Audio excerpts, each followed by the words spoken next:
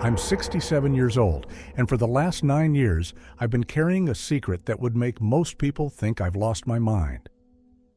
In 2015, I bought a canid-humanoid corpse on the dark web, hauled it to my Michigan acreage, and began an origin study at night. They weren't wolves, they weren't men. They were something else entirely, something that shouldn't exist. For 9 years, I logged bones, swabbed tissue, and mailed blind-coded samples to 3 labs, believing distance kept me safe. And then one night in 2024, everything changed when a lab called at 2 a.m. and asked if I was being followed. What happened next still wakes me shaking, because it proved my work had a shadow. I have journals, printouts, and 1 tooth under my floorboards. The rest is buried in steel, and the photos are ash now. This is my confession before I die. August 2024.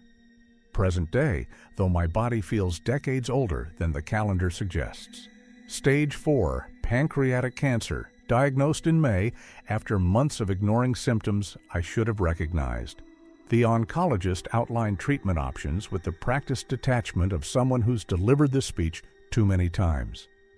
Chemotherapy, radiation, experimental protocols. Statistical survival curves presented on glossy printouts that all pointed downward. I sat through 1 round of chemo, spent 4 days vomiting into a plastic basin while my veins burned and my hair fell out in clumps, and decided I wasn't spending my last months trading quality for quantity. I'm not spending my last months vomiting for extra weeks, I told Dr. Chen. She nodded like she'd expected it, like she'd seen this decision before. Maybe she respected it. Maybe she just didn't care anymore. I spent 34 years as a wildlife biologist.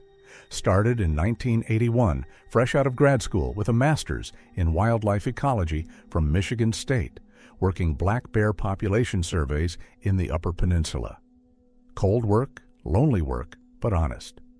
Moved into wolf recovery programs through the 90s when Canis lupus was being reintroduced after near extinction.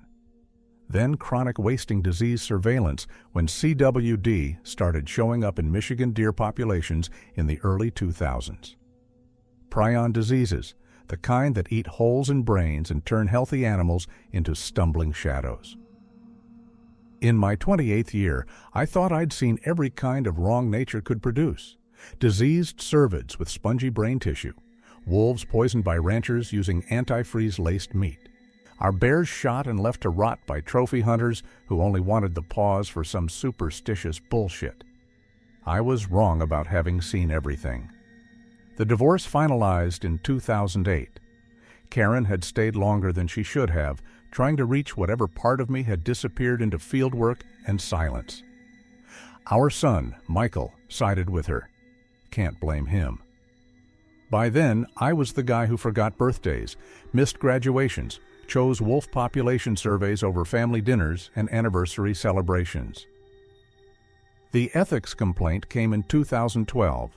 Accusations of data fabrication on a CWD study, completely unfounded, eventually dismissed after 8 months of investigation. But the damage was done. In academic wildlife biology, accusation is conviction. Colleagues stopped returning emails. I became radioactive. Consulting work dried up. Our journal submissions got rejected without review. Desk rejected before they even went to peer review. By 2015, I was alone on 40 acres outside Newberry, doing contract work for the DNR that didn't require my name on official reports. No wife, no son who'd speak to me, no colleagues who'd return calls, just me in the forest and a career that had cannibalized itself. I used to laugh at people who saw monsters. Dogman reports filed in the same mental category as Bigfoot and UFOs and cattle mutilations, campfire nonsense, misidentified wolves, bears with mange that made them look strange, elaborate hoaxes by people with too much time. Scientific training teaches you to dismiss the improbable in favor of the mundane. Occam's razor, the simplest explanation, is usually correct. Then I became the guy with a freezer nobody could open. On the estate planning has been simple. 40 acres goes to my nephew David, who thinks I'm leaving him prime hunting land and a paid-off cabin. The journals go into a fireproof safe with a combination he'll find in 3 separate margins of different field notebooks. Whether he opens it or burns it unopened, that's his choice to carry, his burden if he wants it. If I'd been smarter, I would have walked away before I made it real. But I wasn't smart. I was desperate to matter again, desperate for the world to surprise me one more time before I died forgotten. October 17th, 2015. That sharp cold that told you winter was coming early, the kind that made your breath visible in the truck cab at dawn and frosted the grass white by evening. I'd been working on what I told myself was an off-record research project, comparative canid cranial morphology across subspecies.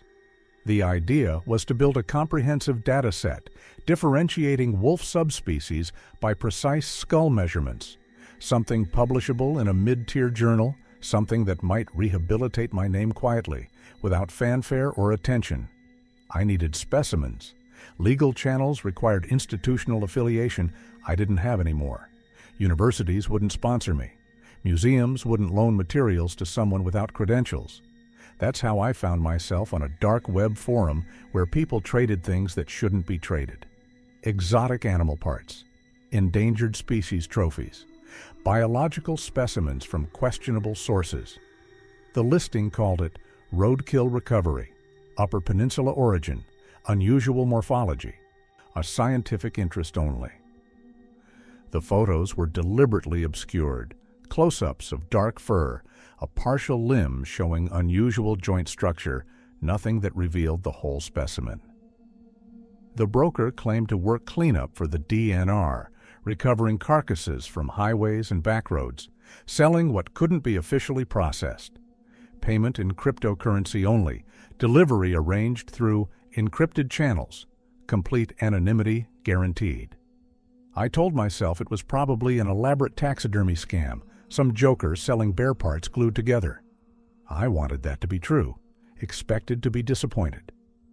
The refrigerated van arrived at 11 p.m. on a moonless night. The driver, pale guy, maybe 30, wouldn't make eye contact, kept glancing at the tree line like something was watching.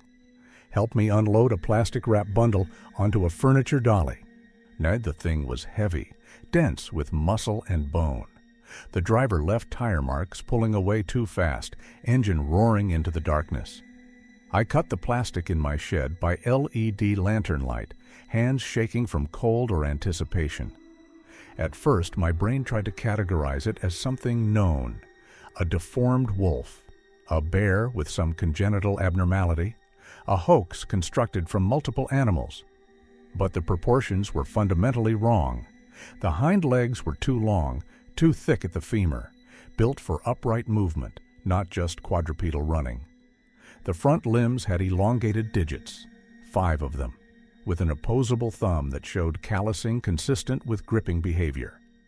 The skull was canine-shaped, wolf-like in the overall structure, but the muzzle was shortened, compressed forward. The cranium was domed, one suggesting more room for brain matter than any wolf I'd ever measured in 3 decades of fieldwork. Intercanine width measured approximately 2.9 inches, significantly exceeding gray wolf parameters. The sagittal crest was pronounced, but positioned differently than in Canis lupus. I measured everything twice, then a third time to be sure. Body mass estimate based on volumetric displacement using a tarp and water, roughly 310 pounds. Height, if standing fully upright, measured from heel to crown, approximately 7 feet 4 inches. Hind foot length, 16.5 inches. Stride impression visible in the residue on the plastic tarp suggested a bipedal gait length of approximately 5 feet 10 inches between steps.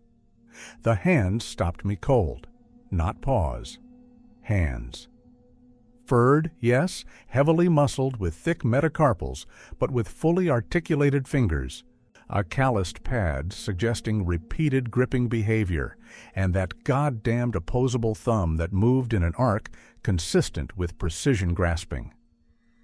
I stood there in the cold shed, breath fogging under the lantern light, staring at something that shouldn't exist, according to everything I'd been taught. 3 options presented themselves with brutal clarity. Call authorities and face immediate seizure of the specimen, plus career-ending questions about illegal acquisition. Bury it in the back 40 and spend the rest of my life wondering what I'd held, or learn what it was through proper scientific investigation. I chose the sin with footnotes. All the warning signs were there. The illegal acquisition, the obvious biological impossibility, the isolation required to study it without discovery, the professional suicide I was committing. I ignored them because I needed the world to surprise me again.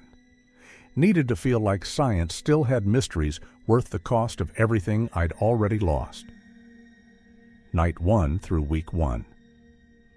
October 2015, the days blurring together in chemical smells, precise notation, and the growing realization that I'd crossed a line I couldn't uncross. I converted the locked shed into a makeshift necropsy facility. Chest freezer running off a dedicated generator, positioned to preserve the specimen between examination sessions. Industrial-grade bleach, boxes of latex gloves, formalin jars in various sizes, field scales, digital calipers, bone saws with fresh blades.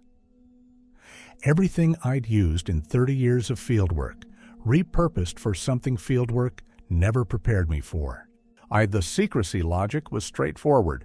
I'd spent decades watching agencies destroy unsafe evidence because it was inconvenient to established narratives. Unusual prion strains that implied transmission routes nobody wanted to acknowledge. Wolf kills that didn't match approved predation models, suggesting pack behavior more complex than the literature supported. Data that complicated clean narratives got buried in file cabinets or fed into incinerators.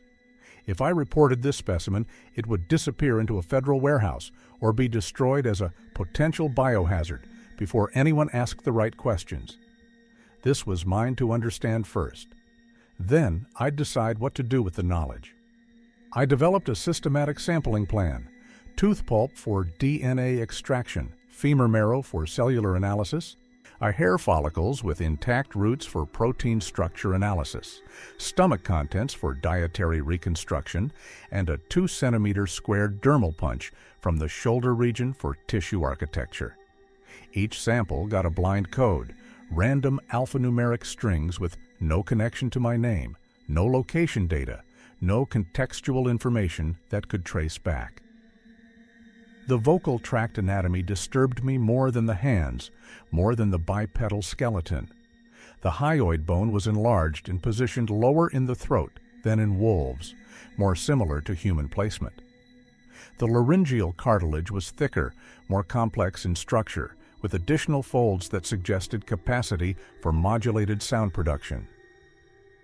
These modifications suggested capability for complex vocalization, not just howls and growls and barks, but potentially articulated communication. Cranial capacity estimates, calculated using mustard seed displacement in the brain case, implied an enlarged temporal region associated with auditory processing and memory formation. Not proof of human-level intelligence, but deeply unsettling in combination with the hands and skeletal structure suggesting habitual bipedalism. I kept talking to it while I worked, narrating my observations like it could hear me from whatever void dead things occupy. Metacarpal length exceeds wolf parameters by approximately 30%, suggests enhanced manual dexterity, possible tool use. That's when I knew I was already past normal, already deep into obsession. What was I thinking, buying a body from criminals like I'm ordering spare parts from a catalog? But I kept going anyway. Months 1 through 3. Late 2015 into January 2016.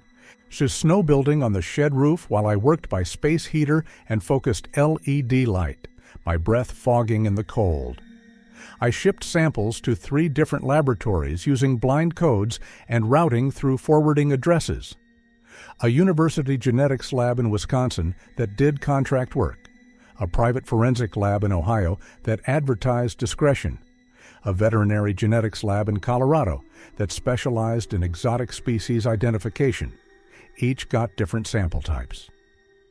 Each got paid in cash through intermediary business accounts I'd set up. None got enough information to connect the data points into a coherent picture. The hair analysis came back first, in early December. Medulla pattern inconsistent with Canis lupus or any cataloged canid species. Cortical structure suggested adaptation for temperature extremes. On heavy insulation properties, but the cross-sectional profile didn't match known North American canid species or imported species like European wolves. Dermal thickness measured 7 to 9 millimeters in the trunk region, thicker than wolf, comparable to large primates in some respects. I started working exclusively at night, called in sick to my consulting contract, claiming a back injury that required rest and physical therapy. Stopped attending the regional wildlife meetings where I used to network and pick up freelance work. The DNR supervisor, who occasionally threw survey work my way, asked about the bandages on my hands when I picked up a paycheck in December. I'd burned myself preserving tissue samples in formalin, splashed it across my knuckles when a jar tipped. Accident with a wood stove, I lied, meeting his eyes. He looked at me like he didn't believe it, but didn't care enough to push. The stomach contents troubled me in ways I couldn't quite articulate. Deer hair, as expected from a predator in this region, small bone fragments that could be incidental, but also metal flakes, possible incidental ingestion from scavenging roadkill near highways, and bone fragments that showed deliberate snapping patterns, not gnawed from a carcass by scavenging teeth, broken fresh with force applied at specific angles to access marrow. Purposeful feeding behavior. It wasn't the teeth that scared me. It was the feeling that it had used them with intention, with understanding of anatomy and efficient processing. I could have ended this by burying it in the back 40 and forgetting I'd ever seen it, let it rot back into the earth. Instead, I made a calendar, unscheduled sampling windows, planned long-term preservation protocols, treated it like legitimate research instead of the obsessive secret it was becoming. 2016. The year I stopped pretending this was temporary, stopped telling myself I'd wrap it up soon. The first genetic results came back in March, and they didn't make sense. Partial mitochondrial sequencing from the Wisconsin lab. Markers clustered near canid lineages, which was expected, but several loci failed amplification entirely. Standard sequences that should have been straightforward just wouldn't amplify. The lab tech noted in the report unusually high GC content in amplified regions, recommend verifying sample integrity and resubmission. I verified it personally, took new samples from different tissue sources using sterile technique. It sent them blind-coded through a different routing address. Got similar results 3 months later. The forensic lab in Ohio returned data in July. Preliminary analysis suggested mixed ancestry, but the pattern didn't match known hybrid signatures between dogs and wolves or wolves and coyotes or any documented canid hybridization. Sample may represent contaminated material or degraded DNA from multiple sources, the report concluded professionally. Except I'd taken samples under sterile field conditions from deep tissue, away from environmental contamination. No degradation, no contamination pathway that made sense. In September, I tried dating again, tried to construct some semblance of normal life outside the shed. Mara, a nurse from Marquette I'd met at a gas station. Striking up conversation about the weather like lonely people do when they recognize loneliness in someone else. She was kind, sharp-witted, interested in me in a way I hadn't experienced in years. Laughed at my bad jokes. Didn't mind that I was older, semi-retired, living alone. She wanted to see the property. Wanted to spend evenings together, maybe cook dinner on my ancient stove, watch the sunset from the porch with whiskey and conversation. I refused, made excuses about the place being a mess, about needing to finish repairs, about preferring to meet in town. canceled plans when she pushed too hard. One evening in November, she confronted me in the truck before I could drive away from the diner where we'd met for dinner. "Everett, it's like you live with a locked room inside your head. Every time I get close, you shut down. I'll pull away. What are you so afraid of someone seeing?" I told her it was sensitive consulting work, confidential data I couldn't discuss.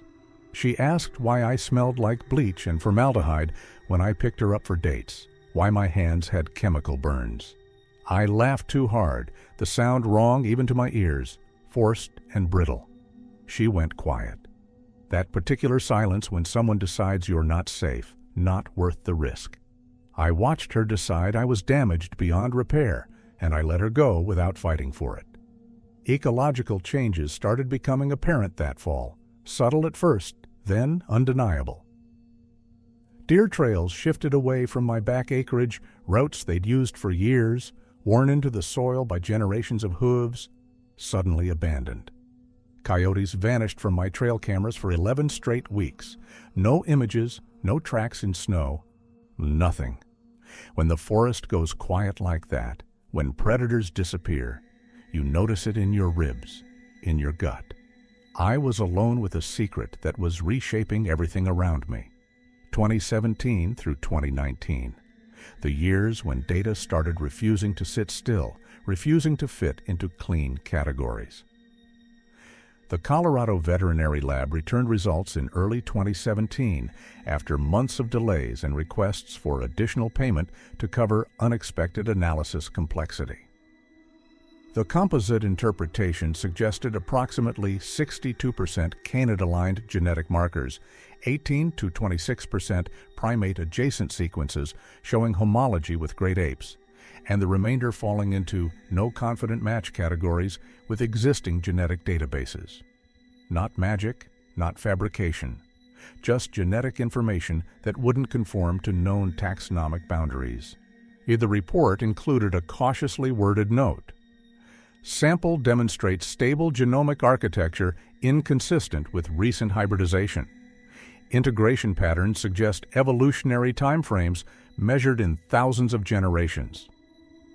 The Wisconsin lab started emailing at odd hours, 2 a.m., 4 a.m., requesting chain of custody documentation for compliance purposes with federal specimen tracking regulations.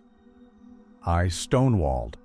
Claimed samples were from archived research materials, property of a former institution that had since closed, records lost in a fire. Morphological measurements continued to disturb me every time I reviewed my notes. Canine tooth length measured 2.1 inches from root to tip. Jaw leverage analysis, calculated from muscle attachment points and mandible geometry. It suggested bite force significantly exceeding gray wolf parameters, estimated 800+ pounds per square inch. Femur cortical bone thickness implied repeated bipedal loading stress patterns. This thing walked upright as a primary locomotion mode, not just occasionally. My isolation escalated proportionally with the depth of my findings. I stopped using my real name for sample shipments, routing everything through forwarding services and P.O. boxes 3 counties away. Started paying cash in town for everything, groceries, gas, supplies, to avoid creating paper trails. Removed my mailbox label, replacing it with just the rural route number. In 2018, I tried again with Human Connection. Patricia, a former grad student who'd moved back to the area to teach high school biology after burning out on her PhD. We met at a bookstore in Marquette. She noticed I was reading Jane Goodall's primate research and struck up a conversation about tool use in chimpanzees. We dated for 7 months.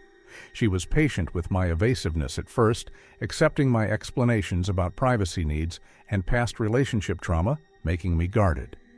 But she noticed things, noticed I never allowed photographs inside the shed, deflected with jokes about embarrassing taxidermy projects and failed woodworking that's too ugly to show anyone. One night in early 2019, she said, "You don't just keep secrets, Everett. You keep yourself locked away like you're afraid of what happens if someone really sees you, like you're protecting something or hiding from something, and I can't tell which." I almost told her. Sat there with the words forming, imagining her face when I explained what was in my freezer.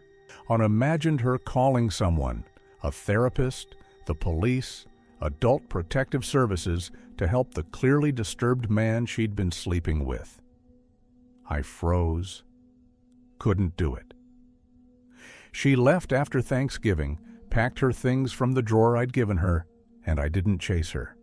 I kept telling myself I was protecting people from dangerous knowledge. The truth is, I was protecting my obsession from interference. What was I thinking, choosing this over everything else that makes life worth living? But I couldn't stop, wouldn't stop. 2020 through 2022. The years when containment started failing, when the walls I'd built started showing cracks. I attempted deeper genetic sequencing through a private lab in Ann Arbor in early 2021, paying premium rates for whole genome shotgun sequencing, the kind of comprehensive analysis that costs thousands. The results triggered their unusual sample escalation protocol. A lab director called personally to discuss unexpected findings requiring additional verification and institutional review. The findings showed chimeric sequences across multiple chromosomal regions, integration patterns that looked almost like viral insertion but aged beyond any known retroviral activity. Stable, functional, breeding true. I declined the verification, requested all samples be destroyed immediately. Paid extra for certified destruction documentation that I filed in the safe. Autumn 2021 brought the near-exposure incident that still wakes me at 3 a.m. with my heart racing. 2 bow hunters cut across my property line, chasing a wounded 8-point buck that had crossed the fence separating state land from my acreage. I was in the shed. Specimen materials spread across the examination table, skull sections I was photographing, tissue samples floating in formalin, my notebooks open to detailed anatomical diagrams with measurements and annotations. I heard voices first, carried on the wind. Then the distinct metal-on-metal sound of a climbing stand being adjusted in a tree maybe 60 yards from the shed. I killed the lights immediately, held my breath in sudden darkness. My heart hammered against ribs that suddenly felt too fragile to contain it. Bootsteps approached through fallen leaves, the crunch-crunch sound getting closer. Closer. The shed door was locked, but the walls were thin wood. Anyone determined could see through gaps in the boards, could peer through the small window I'd covered with cardboard. One hunter came close enough that I saw boot toes under the door crack through the half-inch gap at the bottom. Dark brown leather, worn at the toe, laces crusted with mud. The man's voice carried clearly. Probably the hermit's meth lab or some shit. Guy's always weird when I see him in town. Won't make eye contact. The second hunter laughed, farther away. Let's just find the buck and get the hell off his property before he... Then both went silent mid-sentence. Something exhaled in the woods beyond the shed. Deep, measured. Not a bear's huffing warning, not a deer's alarmed snort. Something else, deliberate and aware, like a person sighing but too deep, too resonant.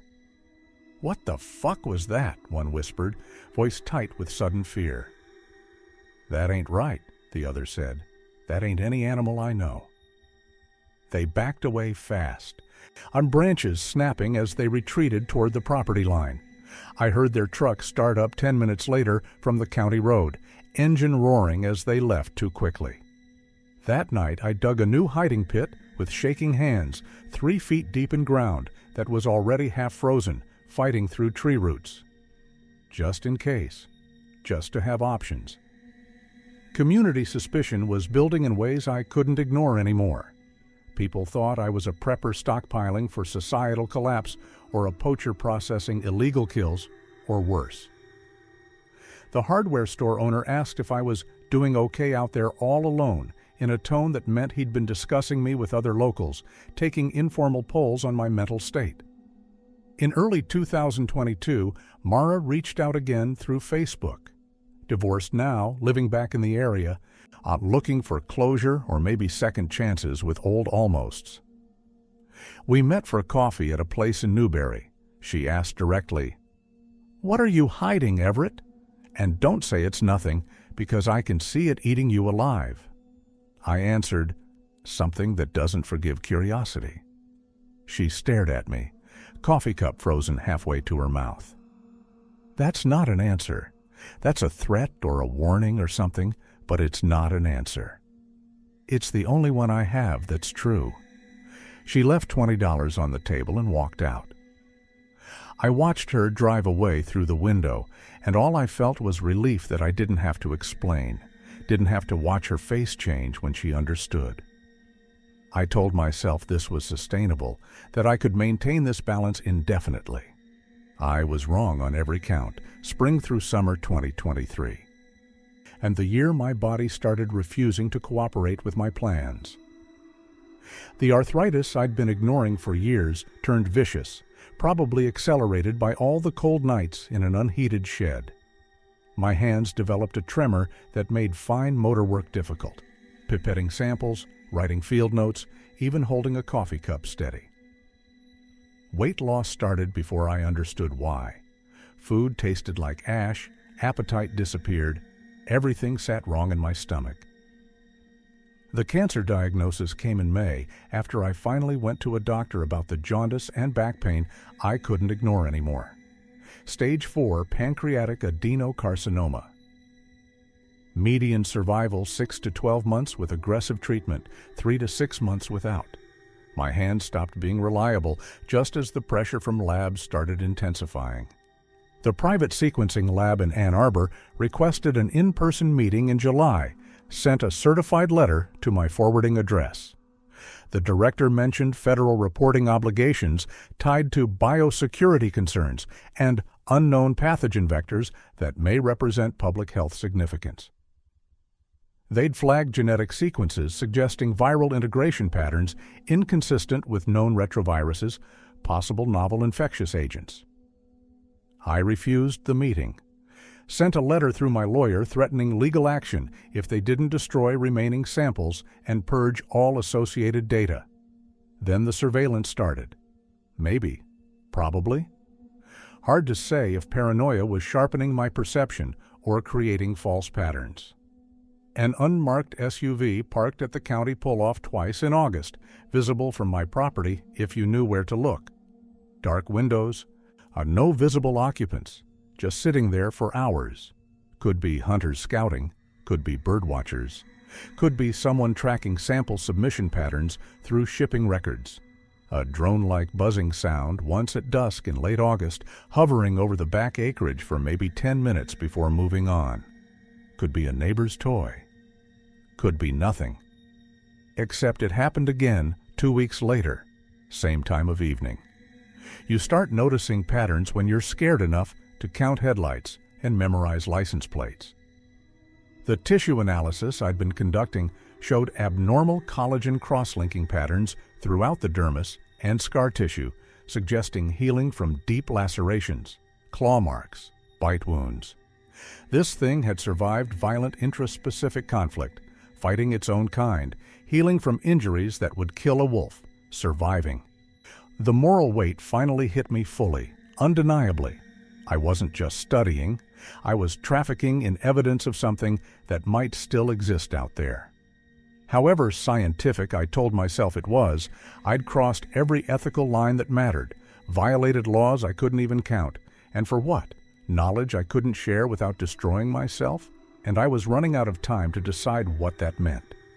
October 2024, the first hard frost came early, coating everything in white that glittered under the security light like broken glass. The 2 a.m. call came on October 8th, pulled me from the shallow sleep that's all the pain medication allows. I was awake. Sleep had become difficult, pain management keeping me in a state between consciousness and dreams where everything feels distant and immediate simultaneously.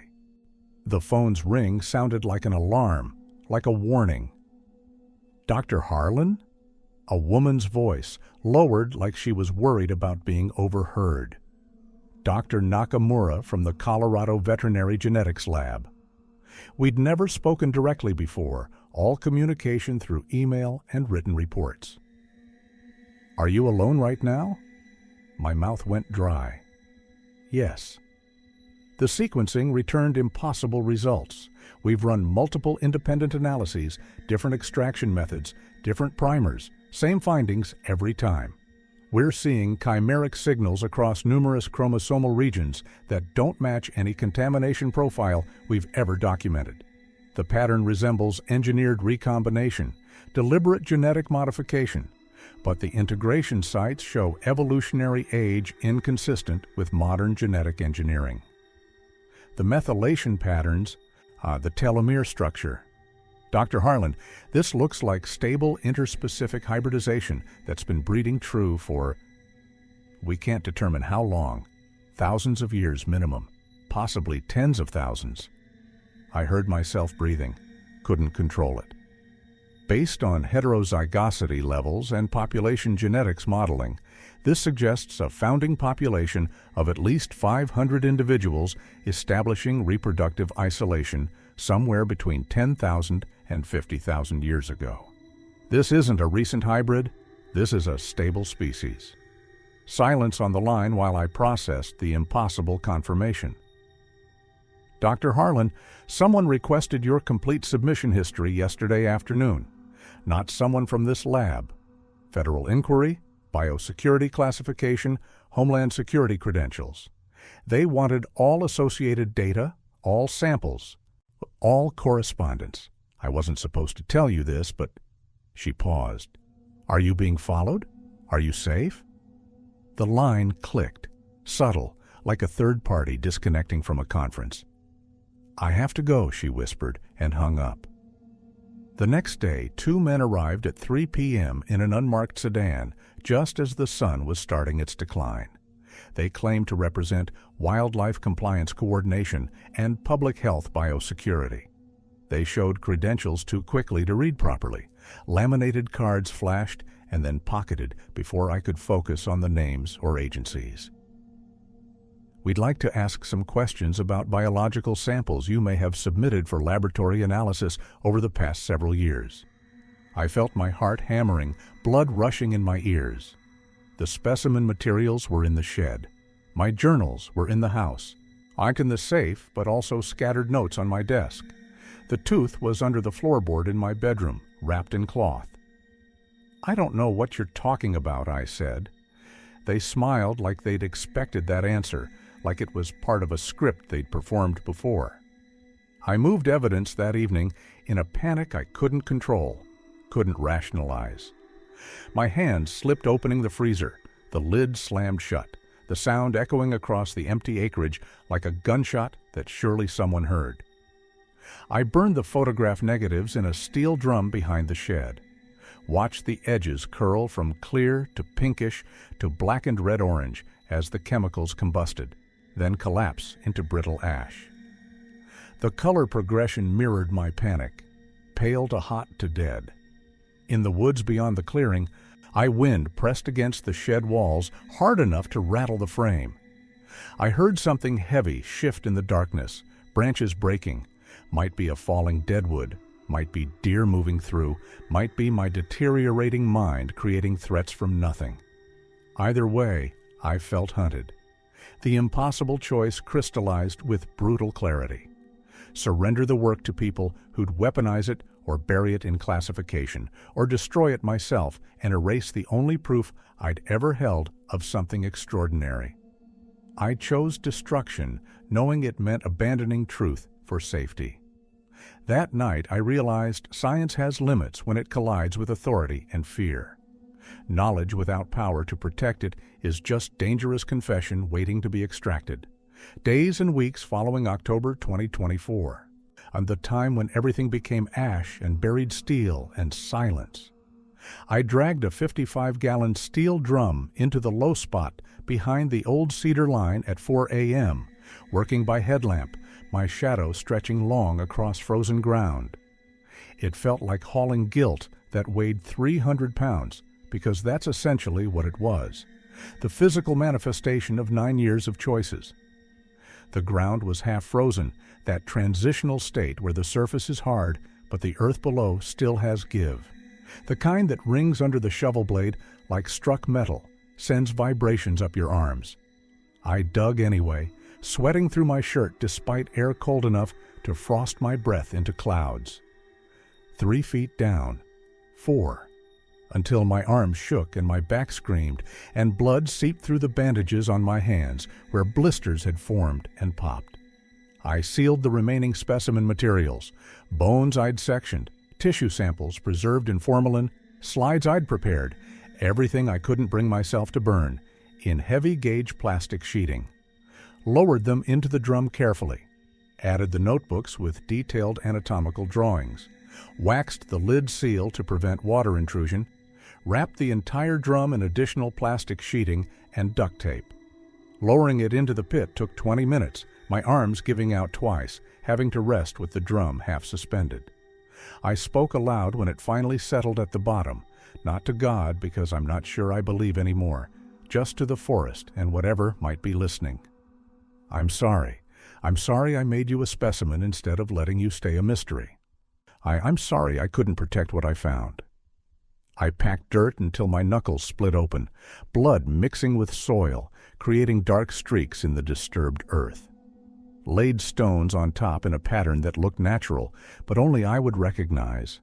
A broken trap chain arranged in a specific configuration, 3 links forming a triangle. The aftermath paranoia was worse than the event itself. I changed the locks on the shed, then stopped locking them entirely the next day. Locks only make you feel brave. They don't actually protect you from people with authority and warrants. I kept 1 tooth, the left upper canine, 2.1 inches, perfectly preserved, under the floorboard beneath my bed as a control reference. Physical proof that I hadn't imagined everything, something to hold when doubt creeps in. Everything else became deliberately unpublishable by design, late 2024 into early 2025, living in the echo of what I'd destroyed, what I'd learned, what I'd lost. Livestock kills started appearing 7 to 10 miles away in November, clusters of incidents that made the local news. Torn fence wire, cattle with massive lacerations across the throat and flanks, tracks in mud that measured too large for coyotes or even wolves. Local news called it aggressive coyote pack behavior and recommended farmers secure their livestock at night. I never confirmed, never denied, never drove out to look at the kill sites, though I was tempted. Deep tracks appeared in snow after the first real winter storm in December. I found them near the property line, photographed them with a disposable camera before they melted. 18 inches long, on 5 distinct toe impressions, heel pad suggesting plantigrade locomotion. Too large for any normal animal, wrong shape for bear. Deer movement patterns continued shifting across the entire region, trails that had been used, the ones Ojibwe elders won't talk about. And I had to leave before dessert, hands shaking too badly to hold the coffee cup. My health deteriorated on the predicted timeline. Sleep apnea worsened, oxygen saturation dropping enough to require monitoring. Blood pressure spiked despite medication. The oncologist suggested hospice coordination, palliative care planning. I refused additional chemo more firmly, refused most intervention beyond pain management. Just want time, however much is left, without spending it sick from treatment. I used to think truth wanted to be found, needed to be shared, demanded revelation. Now I think truth mostly wants to survive, and sometimes survival means staying buried under 4 feet of frozen earth. November 2024, writing this confession with hands that barely cooperate, our arthritis and neuropathy making every word an effort. Winter approaching again, 9 years after I started this, coming full circle. 6 months left, maybe less, Dr. Chen said at my last appointment 2 weeks ago. Maybe 4 months, maybe 2. The math stops mattering at a certain point. Pain management protocol established, morphine on a schedule, anti-nausea medication, other pills whose names I don't bother learning. Will finalized with the lawyer in Newberry, signed and witnessed and filed. My nephew David inherits everything: the land, the cabin, the contents, the debts, if there are any. He doesn't know what's buried behind the cedar line, doesn't know about the journals in the fireproof safe, or the tooth under the floorboard, or the photographs I didn't burn, the ones hidden in a vacuum-sealed bag in the crawl space. And I've drafted a sealed letter with 2 choices clearly outlined: bury the safe without opening it, let the contents rot into illegibility, or read it and carry what it contains forward into the world with all the consequences that implies. The evidence map is split across 3 journal margins, coordinates disguised as wildlife GPS points, combinations hidden in measurement tables, locations described in language that looks like field notes. The safe location is marked on a survey map. The tooth location described directly. The drum location written indirectly. 2 cedars that lean like old men arguing, 3 steps magnetic north, 4 feet down, marked with chain links. If David reads it, the knowledge spreads, becomes something beyond my control. If he doesn't, it dies with me, gets buried under new growth and time. I honestly don't know which outcome I want anymore. Some days I think the world deserves to know. Other days I think the world would destroy what I found, turn it into specimens and zoo exhibits and extinction. Funny thing about dying, you get honest, but you also get tired. Tired of carrying secrets. Tired of the weight pressing on your chest at 3 a.m. Tired of remembering what that thing looked like under the examination light. Impossible. Dead, and somehow still more real than anything else I'd studied in 34 years of professional biology. Winter is here now, full and cold and white. Snow falling outside my window, the same white silence as 9 years ago when everything started. If you're reading this, David, or whoever finds these journals after the estate is settled, understand what I learned through 9 years of obsessive study. Scientific validation doesn't guarantee moral permission. The moment you can prove something exists, you can also weaponize it, commercialize it, contain it in labs and cages, or destroy it as a threat to established understanding. Proof is power, and power corrupts the question that started everything. The question of what is this becomes, how do we control this, before you even realize the shift happened. I wanted career redemption more than safety. Wanted to matter again more than I wanted to do right by what I'd found. That's the darkest part I can admit. This was never purely about knowledge or science. It was about me, about ego, about proving I still had value after everything fell apart. These creatures exist. I have genetic data from 3 independent laboratories suggesting stable hybridization breeding true for millennia. I have morphological evidence of bipedal apex predators with opposable thumbs, tool use capability, and complex vocalization anatomy that suggests language potential. I have ecological observations showing territorial behavior and intelligence markers that should terrify anyone who understands what they imply about cognitive capability. And I destroyed most of it because I was more afraid of what people would do with that knowledge than I was of dying with it locked inside me. The evidence is hidden but recoverable. The journals are encrypted in field notation only someone with biological training would fully understand. The story is given only as dying confession, plausible deniability, yet the rambling of a sick man with nothing left to lose and possibly nothing left to trust, including his own memories.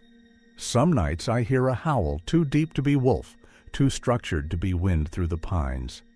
And I remember the weight of that drum in my hands, the resistance of frozen ground, the feeling that I was burying something that deserved better than my fear, better than my silence. The wilderness holds secrets that predate our understanding by thousands of years, creatures that evolved alongside us but stayed hidden because they were smarter than we ever gave them credit for being. They understood what we were before we understood what they were. Some have teeth that can crack bone. Some have hands that can manipulate and build and destroy. Some watch from darkness with amber eyes that reflect light in ways that suggest active control, conscious choice about what to reveal. And maybe, some things are better left as mysteries than dragged into the light, where we'll inevitably categorize them, cage them, or kill them, because that's what we do with things that challenge our place at the top of the hierarchy. This is my confession before I die. What you do with it is your burden now, your choice to carry or bury. The wilderness is patient. It keeps secrets better than we ever could.